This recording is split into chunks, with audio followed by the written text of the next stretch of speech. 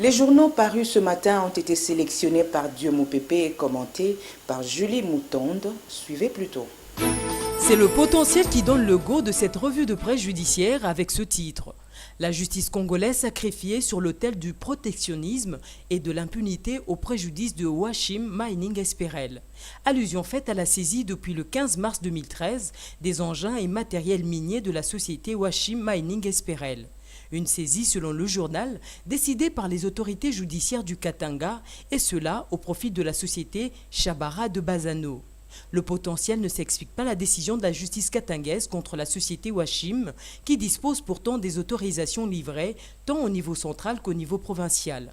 Alors que la société Charabia ne dispose que d'un contrat de recherche signé avec la GECAMINE sans aucune assise légale, souligne le journal.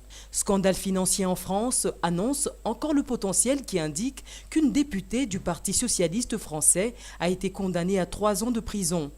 Et pour cause, l'élu de Marseille a été reconnu coupable d'avoir fait verser 740 000 € des deniers publics à des associations fictives de sa circonscription. Objectif, obtenir les voix d'électeurs entre 2005 et 2008, période pendant laquelle Sylvie Andrieux était vice-présidente du Conseil régional de province Alpes-Côte d'Azur. Mécontent du jugement, la députée Parti socialiste a décidé de faire appel. Retour à Kinshasa avec le phare qui rapporte que les associés de l'entreprise Autopamo s'entre-déchirent depuis un certain temps au sujet de leur actionnariat. Les uns se considèrent comme victimes du détournement et l'autre de l'escroquerie. Il s'agit de Émile Kankou Mukendi ou Mukendi et consorts. L'affaire est passée le mardi 21 mai dernier au tribunal de grande instance de la Gambie. La Prospérité qui boucle cette revue de presse parle des travaux du colloque de Kinshasa sur le 20e anniversaire de l'Organisation pour l'harmonisation du droit des affaires en Afrique.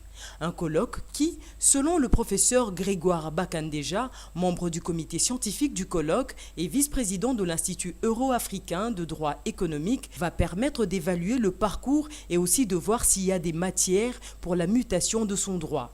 Pendant 2 jours, les participants réunis au Grand Hôtel Kinshasa vont jeter un regard aux termes de réalisation dans le cadre de l'harmonisation du droit OHADA au sein de 16 pays dont la République démocratique du Congo s'est ajoutée comme 17e pays à y adhérer. Voilà tout.